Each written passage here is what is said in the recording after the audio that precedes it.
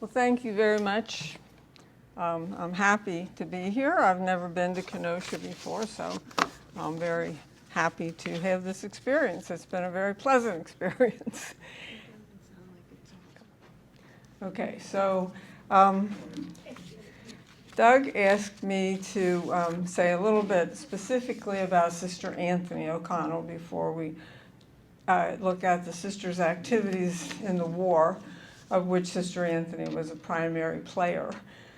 She was born in Ireland in 1815, and her family immigrated to the United States when she was 12 years old. By that time, her mother was already deceased, and the family settled in New England initially, although I have to say later on they moved to Illinois, so part of the immigrant stream that got out here in this area.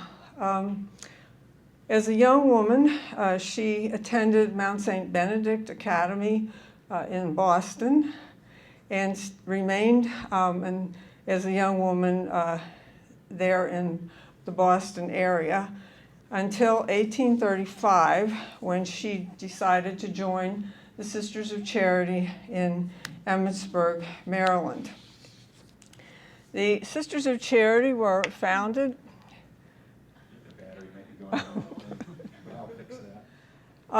so she grew up in Boston and then joined the Sisters of Charity when she was 20 years old. The Sisters of Charity were located in Emmitsburg, Maryland. So she traveled down to that area when she joined them. Those sisters were founded in 1809 by Elizabeth Seton. They were the first, what you would call, active congregation of women, Catholic women religious in this country. And they were modeled on the Daughters of Charity, the idea of going out, teaching, nursing, doing social work, visiting the sick and the poor, whatever needed to be done. From their earliest days, those sisters had conducted schools, orphanages, and hospitals, as well as providing outreach to the poor. Their first mission in Ohio was in Cincinnati when they opened several schools in 1829.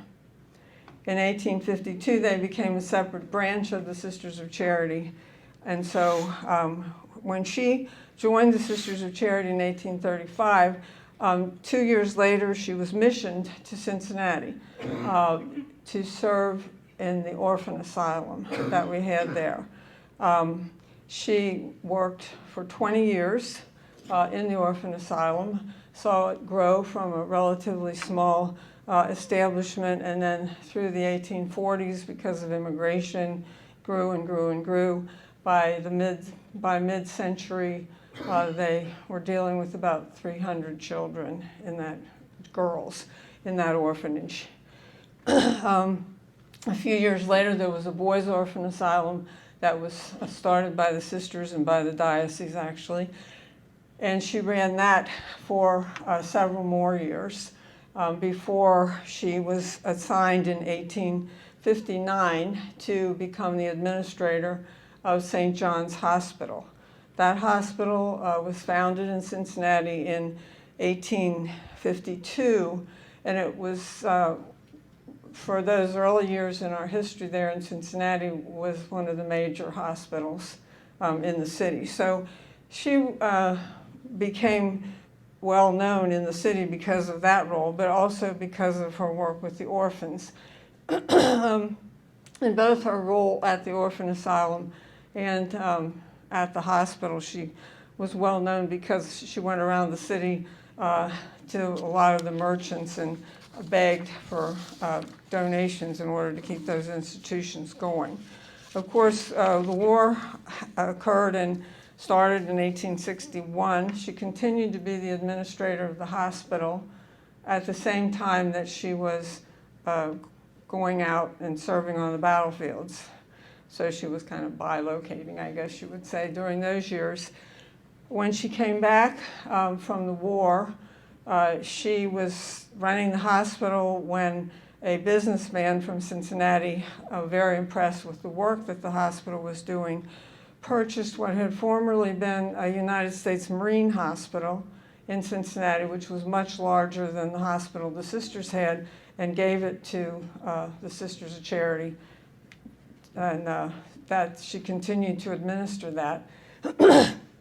Throughout the city, it pretty much became known as Sister Anthony's Hospital. She was just a person, I think, who had a natural talent for dealing with people and a natural talent for administration. And so as she ran the hospital, especially in that post-Civil War period, she was acutely aware of the needs of many people in the city. She opened special wards for Black Americans who were uncared for, basically, and as we know in that time, pretty much moving around after the war.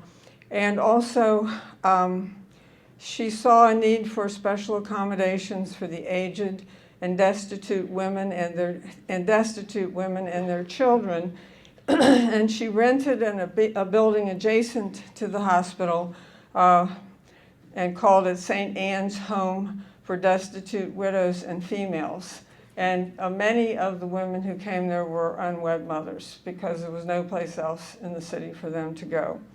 And before long, she went back to her major benefactor who had given the hospital and asked him to purchase another building on the outskirts of the city, which became known as St. Joseph's Foundling and Lying-in Hospital.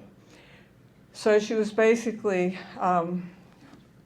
very, very active in Cincinnati. She continued to serve in those institutions until her retirement, and even then stayed living there and worked with the people. And both of the hospital, which became Good Samaritan Hospital, and also St. Joseph's Home continue to operate today in Cincinnati. So she was quite a prominent and active person. But of course, her fame comes principally from her role in the Civil War, which you will be hearing about as I move through here. So, with the outbreak of the Civil War, neither Union nor Confederate governments were prepared to care for the large numbers of sick and ill soldiers. As young men arrived at training sites and as battlefield casualties mounted, both the Northern and Southern armies were in need of trained medical personnel. Within months, the Sisters of Charity were called upon to serve as nurses. About 3,200 women are recognized as providing nursing service during the war, and that there were many others that were not recognized, say that. Of those 3,200, over 700, or about 20%, were Catholic sisters, whose communities prior to the war operated 28 hospitals throughout the United States. Experienced nurses from these communities, as well as sisters with no nursing experience, willingly responded to the needs of the country. They were welcomed by both the Union and Confederate governments, since they had unique experience from their work in cholera, yellow fever, typhus epidemics that periodically ravaged the country.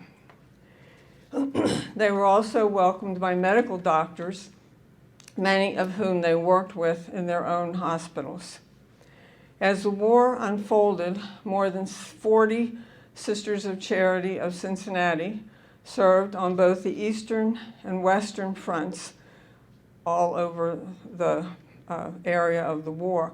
And at that time, that was well over half of the sisters who were in our community and served in some capacity as nurses during the war. They served in army encampments, on battlefields, in tent hospitals and warehouses, and on floating hospitals, transporting the sick and wounded on the river system, and then they also served in their own hospital in Cincinnati, which was located right on the Ohio River, which was a main avenue for transporting casualties during the war, so they were very busy. The sisters first saw their wartime service less than a month after Fort Sumter was fired upon.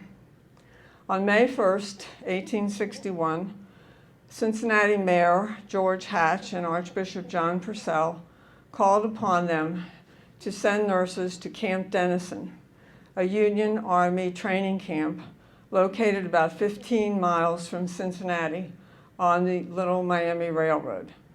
The worst form of measles had broken out among the soldiers. The recruits needed immediate attention. Soon, 7 sisters were on duty. About 12,000 men were in this encampment. The sisters visited the different hospitals were as equal to a journey of 2 or 3 miles. The sisters had to walk in mud and water over their shoe tops in heavy rain to attend to their not sinecure duties. Sister Anthony and a number of Sisters of Charity are acting as nurses, one of the newspapers reported, and do much of the cooking for the sick, who are thus supplied with palatable food prepared in the very best manner by those whose lives are devoted to such labor. Sister Bernadine King described the sisters' quarters. We took up our abode in a small wooden church, using the pulpit for a storeroom, boards for a table, suffering many inconveniences for what I call our military career. We constantly visited the hospitals, doing all in our power for the poor sufferers who had left pleasant homes and kind mothers to be stricken by the pestilence of measles.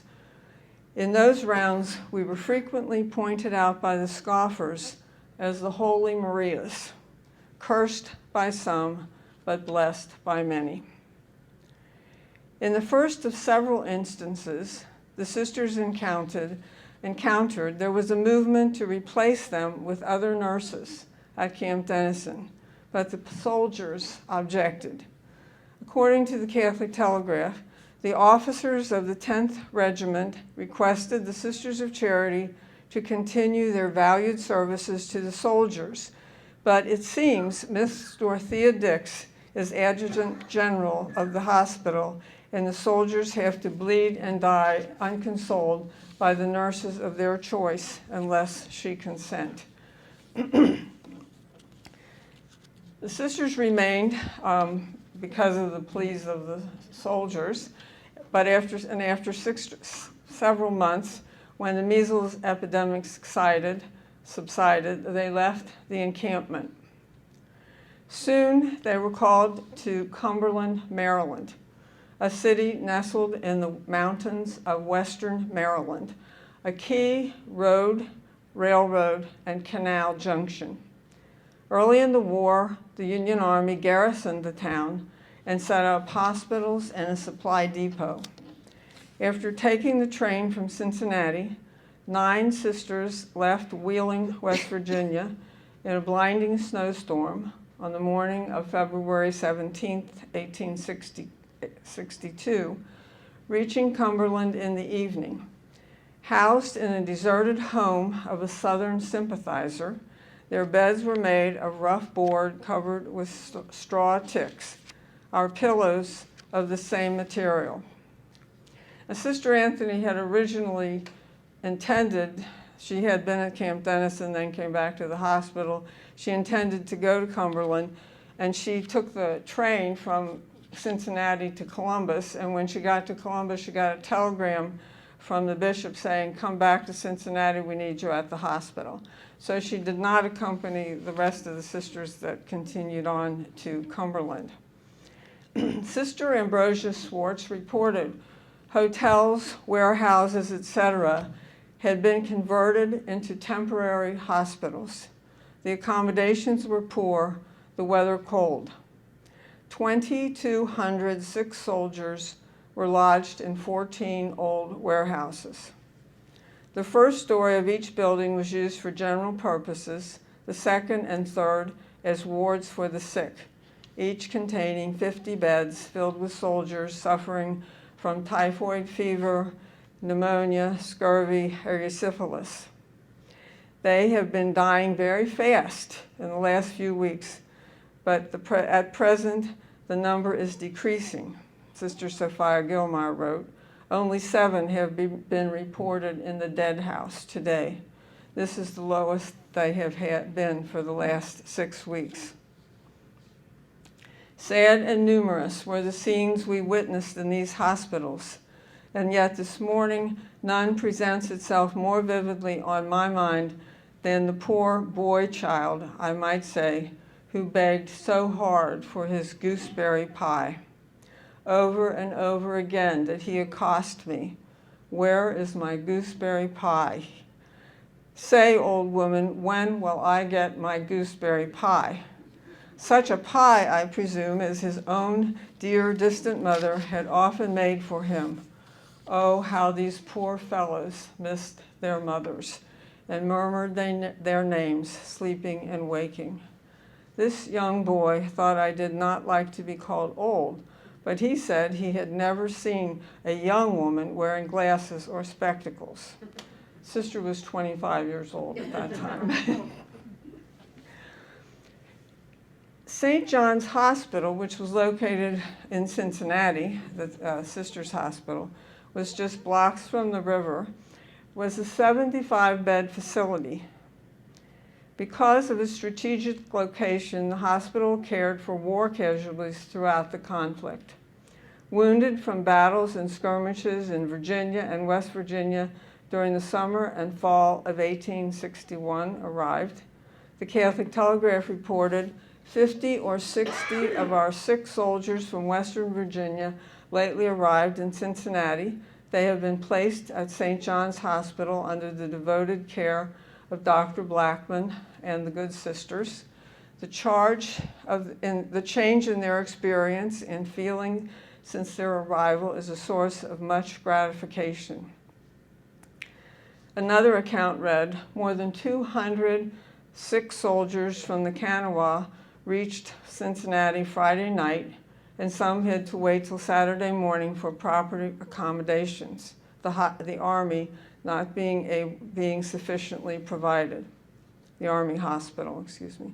St. John's Hospital had beds everywhere, and the sisters and nurses seemed ubiquitous in their ministrations of tenderness and healing. By late October, St. John's had 175 patients. This was a 75-bed hospital. As administrator of the hospital, Sister Anthony O'Connell managed the care of the facility that was extended far beyond its limits.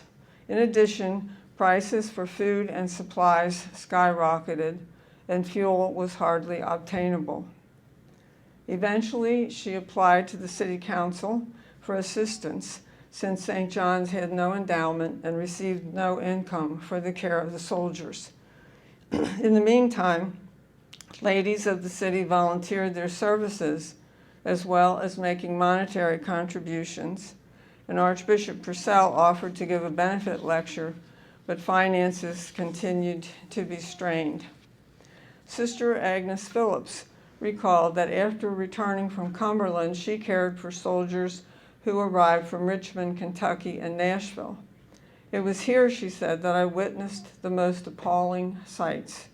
Men wanting arms and legs, or both, pale, haggard faces worn out with fasting and marching. Many, I think, died of broken hearts.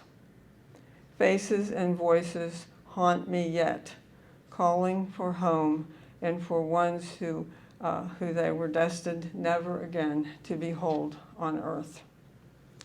In speaking of captured Confederate soldiers, she wrote, frequently fine young men seated on their own coffins passed on their way to execution on some neighboring hillside. We care for Unionists and Confederates alike. We knew no difference, made no difference. The spring of 1862, more than 100,000 Union and Confederate troops clashed in April 1862 at the Battle of Shiloh on the border of Tennessee and Mississippi. And if you've ever been to Shiloh, you know it is in the middle of nowhere. So we have 100,000 soldiers down there. After the battle, steamboats from Cincinnati carried doctors and nurses to the battlefield to care for the casualties and to transport them to hospitals. Cincinnati is not close to Shiloh, but they were running steamboats back and forth up the river, bringing the casualties back to Cincinnati, and I'm sure Louisville and other cities wherever they could get them. 4 Sisters of Charity made multiple trips transporting the wounded. Sister Anthony wrote, "While we were at Shiloh, we were often obliged to move further up the river, owing to the terrible stench from the dead bodies on the battlefield. But what we endured on the field of battle while gathering up the wounded from among the dead is beyond description. At one time, there were 700 of these poor creatures crowded onto one boat. The Sisters of Charity went to the war as nurses, but it sometimes fell to their lot to be assistant surgeons." One of the nurses, Sister Theodosia Farn, remembered, "I have seen Dr. Blackman cut off arms and limbs by the dozen and consign them to a watery grave. I would pick my steps among the wounded bodies to follow the doctor dressing the wounds of those brave boys. It was heartrending to see those young fellows die hourly, often from fright, being too young to bear the hardships of a soldier's life or to withstand the scenes of battle."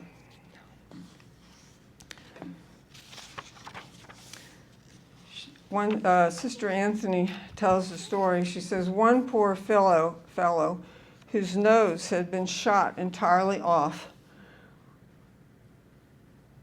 was nearly missed, and when found, missed on the battlefield, because for days they went around the battlefield just trying to figure out who was living and who was dead. There were 23,000 casualties in this battle. And they didn't get there for a couple days because they didn't even go down there until after the battle was over. So he was nearly missed, and when found, was placed in a hog pen, the only place of shelter and repose remaining. Before he could be brought to the boat, he had lost blood enough, one would think, to cause death. His clothes were saturated. The blood had even reached his boots. He became my patient on the boat, but upon our arrival in Cincinnati was placed in the hospital. Sometime later, an old gentleman came to the hospital looking for his son, whom he had traced to that hospital. Of course, I did not know these fellows by name, but offered to take the afflicted father through the wards. I thought from the description given by this man that my poor boy without the nose was the one he sought. When we reached this young man, he was asleep, and so changed was he that his own father did not recognize him. Well, the father said, if he is mine, I will know by a scar on his head. Saying this, he ran his fingers through the boy's hair, exclaiming, my son, my son. Soon, father and son were locked in a fond embrace. He took his darling boy back with him to his home. He returned to Cincinnati after the wound was entirely healed and had the nose replaced by an artificial one. Sister Anthony wrote, the battlefield of Shiloh presented the most frightening and disgusting sights that was ever my lot to witness. And after our work at Shiloh, she went on, We followed the army to Corinth, Mississippi, where the rebels had retreated, leaving houses, fences, etc., placarded with their farewells in derision of our soldiers. The sisters had charge of the domestic department at Corinth College Hospital for several months, where others were impressed with their nursing skills and how their wards were kept clean and neat and run quietly and efficiently. Typhoid fever was the chief cause of sickness, and many soldiers died of this dread disease. A few months after Shiloh, the Battle of Richmond, Kentucky was fought in August of 1862. It was the first major battle in the Kentucky campaign, resulting in a Confederate victory and over 1,000 casualties. A train of 40 ambulances with nurses and stores left Cincinnati and passed through rebel lines, because Richmond is about 100 miles south of Cincinnati, and the Confederate Army was moving up through Kentucky north toward Cincinnati. But the train of ambulances had to go through the Confederate lines to get to Richmond to nurse the soldiers. So they left Cincinnati, passed through rebel lines on their way to care for the Union casualties. The nurses included 6 sisters from St. John's Hospital. Much, very much, might be said of our work at Richmond, but God alone could tell the story, Sister Anthony wrote. En route from Cincinnati, we witnessed sights the most appalling. The grounds were covered with wounded, dying, and dead bodies. Some of the dead bodies were only partially covered, hands and feet protruding. The weather being bad added not a little to this scene of action. The train, harassed by Confederate soldiers, was hindered and annoyed by frequent searches and ill behavior generally. Constant watch was kept over the horses. Arriving in Richmond, we began immediately. The hospital had been in an academy, affording wards larger and better than many other locations during the war. One ward accompanied more than 100 men. 17 were lying on the floor, each of whom had lost one or more limbs. The first death that occurred was a man who had been shot through the lung. His words were, "Thanks to the sisters." In addition to Richmond, the sisters served as nurses at Camp Gallipolis, a U.S. Army General Hospital located on the Ohio River in eastern Ohio. Initially, the hospital consisted of tents in a cornfield, but later wooden buildings were constructed and equipped with 350 beds. At its peak, the hospital treated 769 sick and wounded patients at a time, so they had twice the capacity that they had beds for. Nashville was occupied by Union forces in 1862 and remained under Union control for the remainder of the war. The city was used to stockpile troops and supplies and was ultimately the site of 8 United States Army General Hospitals that were able to care for nearly 5,000 sick and wounded soldiers. 11 Sisters of Charity served at these hospitals basically for the last 2 years of the war. When Sister Constantia and Louise Barron arrived in Nashville, there were 4 hospitals. They were assigned to Hospital Number 1, an old cottage factory on College Hill. Sister Anthony and Lawrence and Gabriella and Dominica were in a hospital that had been a young ladies' boarding school. The sisters were attending victims from the battles. At that point, the war had moved up into Kentucky and also was beginning to move across the South. So they were, through those last couple of years, getting all kinds of casualties. The suffering they witnessed could never be pictured or imagined. An epidemic of measles attacked the soldiers and many died. General Sherman often visited the hospital and did much to revive the spirits of the soldiers. In a jovial way, he would tell them they did not know how well off they were, better than in their own homes with the sisters to care for them. While in Nashville, the sisters visited the nearby contraband camps housing slaves who had fled their homes. Many were stricken with smallpox. Because of the care and provisions provided, many were nursed and saved from utter destitution. The sisters did not fear being called abolitionists as long as they could extend mercy to God's suffering creatures. And in Sister Anthony's writings, she has several stories about how when these epidemic diseases would sweep through the camps, that most people were not willing to take care of these men. So oftentimes the sisters were the ones who would go in and take care of them. In Nashville, the sisters again encountered Dorothea Dix's efforts to restrict their work. After receiving support from the doctors and the soldiers, the sisters were asked to stay. Thankful for their support, Sister Anthony told Archbishop Purcell, "I would not like to leave now. It would be too gratifying to Miss Dix's delegates for us to get out of the way. We are so independent now, we can stay as long as we please," because the doctors had resisted this idea of the sisters being removed from the hospital. Continuing her report to the Archbishop, she said, "There are any number of sick soldiers brought in while I am writing to you. They appear to be more like cases of starvation than I have ever nursed before."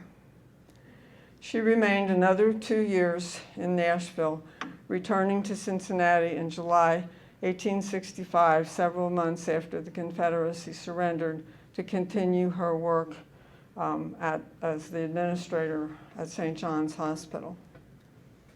As a little epilogue to this story, I want to say that in the 1920s, the Women's Auxiliary of the Ancient Order of Hibernians, led by Ellen Jolly Ryan, campaigned to have the sisters' service as Civil War nurses recognized by the United States government. After doing extensive research to document the sisters' service in the war, the United States government acknowledged their work as U.S. Army nurses. The government then provided each sister with a grave marker indicating this distinction.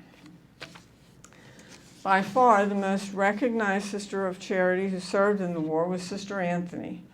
Renowned as the angel of the battlefield, she was held in high esteem and honored with a medal from the Grand Army of the Republic. At the time of her death in 1897, an honorary escort of Civil War veterans from the General William H. Lytle post of the GAR escorted her remains to the front of the cathedral for her funeral mass. Conspicuous among the thousands of mourners were GAR badges worn by many Union Army veterans. For years, Civil War veterans came by busload to honor her memory with ceremonies at her gravesite, usually on the 4th of July. The sisters and their friends have continued to honor their Civil War veterans with ceremonies at their gravesites. In 2012, some of you might remember, 200 buglers from across the country assembled at Arlington National Cemetery to commemorate the 150th anniversary of taps played at a military funeral during the war. A few days later, we were honored to have the bugler from the local Sons of the Veterans of the Civil War, who had been at Arlington, to play at a ceremony held at our own cemetery adjacent to our mother house. And the sisters who served in the Civil War continue to be source of great pride among our own sisters and among many people who recognize their heroic service. And so that is their story, and I thank you for your attention to their story. Now, if I'd be happy to answer any questions, and if they're too specific about the war, I'm going to have Doug answer them because he knows more than I do about that. Yeah. What was it that Dorothea Dix had against the nurses? Say it again. What did Dorothea Dix have against? She was very anti-Catholic. She was from Massachusetts, and she just didn't like Catholics.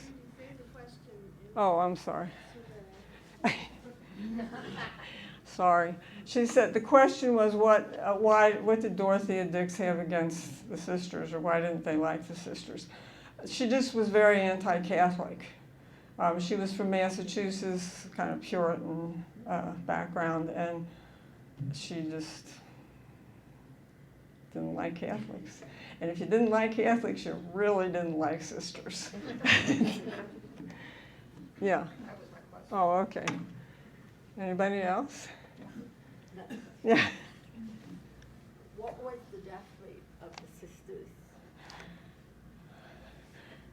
We were very fortunate. We didn't lose any sisters in the war. Now, there were other communities that did have, it wasn't very high though. Usually they would catch some communicable disease while they were nursing the soldiers. But to my knowledge, it wasn't more than a handful of sisters that ever died during the war. And I've had this discussion with people like, how could they do this?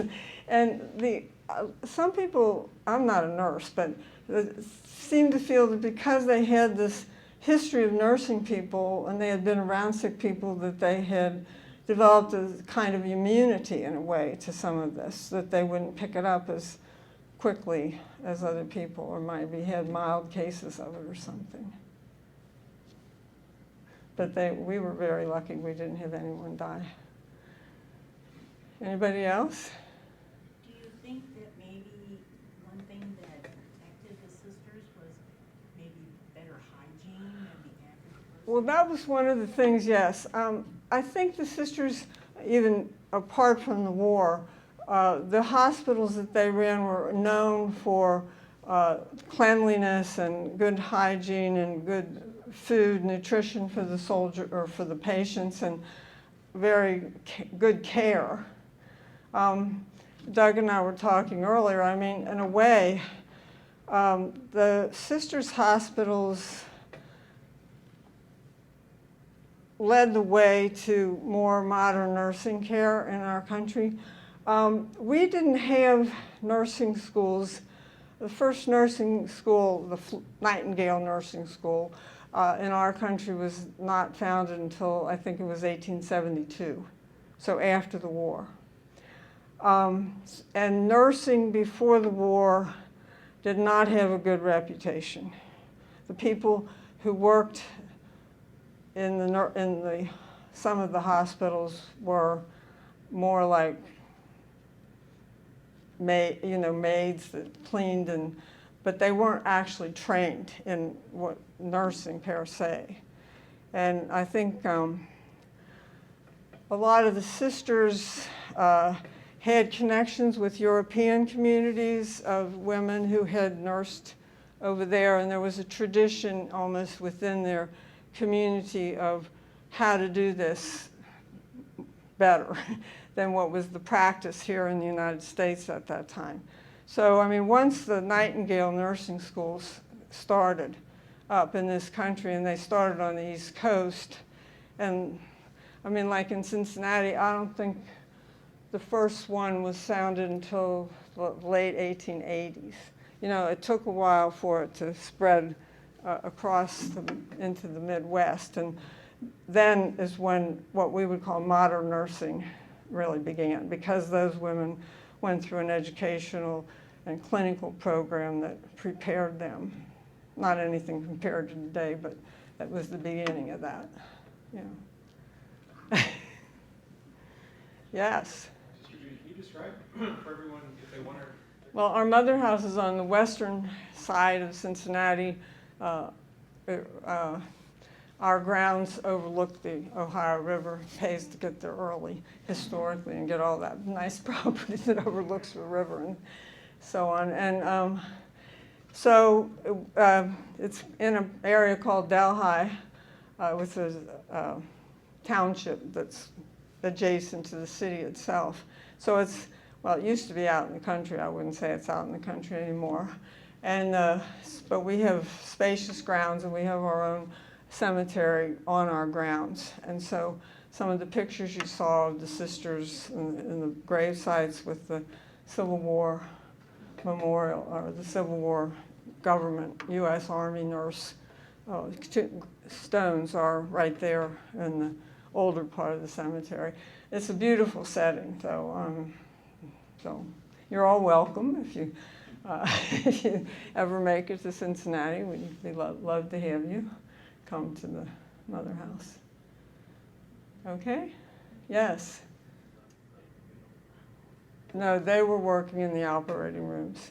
And I mean, I guess depending on the surgeon, how much they would be able to do, but they were actually there, you know, at the surgeries and so on.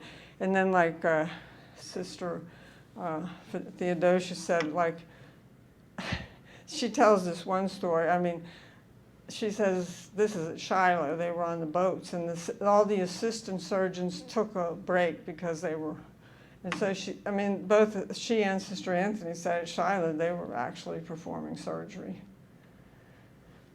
I mean, things were so desperate in these places, and I mean, we had a hospital out in Santa Fe, New Mexico, that we started in 1865. It was the only hospital in the whole Santa Fe or New Mexico territory. And there were very few doctors out there, and if they weren't at the hospital and somebody came in as an emergency, they did it. They had to, or you know, they would lose the patient. So these women were hands-on. And yeah. They couldn't have helped everybody. Oh, absolutely not, no. The question is like how many sisters were there in proportion to the number of soldiers. Very, you know, I mean, they did what they could, but, you know, 7 or 8 sisters, like at Cumberland, you know, they had warehouses all over the city filled with beds, 50 beds in a ward. I mean, I think, probably there weren't that many nurses on duty like we would have today. You know, they just. So were the people from the general public who would come in and help them? I don't know. Do you know, Doug? Were there people from the general public? I don't think so. I mean, I don't think they would be allowed into the hospital. yeah, I think it was just, you just had rooms and rooms full of patients, and you just made the rounds. And What we've heard, and particularly a story that comes to mind, is the Confederate prisoners of war at Madison, when they were transported to Madison to Camp Randall. Citizens saw them. There was a hospital there. They learned of the plight, and so they would be dropping off food or blankets or supplies. But I don't imagine they had access to any of those wards to actually go in to perform any sort of medical care. Their role, the civilian role in the surrounding community, might have been in a supply base. Blankets, quilts, foodstuffs, that kind of thing. I mean, I don't think we can imagine that. We can't compare what we know of like the availability of nurses on a floor in a hospital to what would have happened during this war. I think the whole country was overwhelmed by the casualties at every place where there were battles. And I mean, like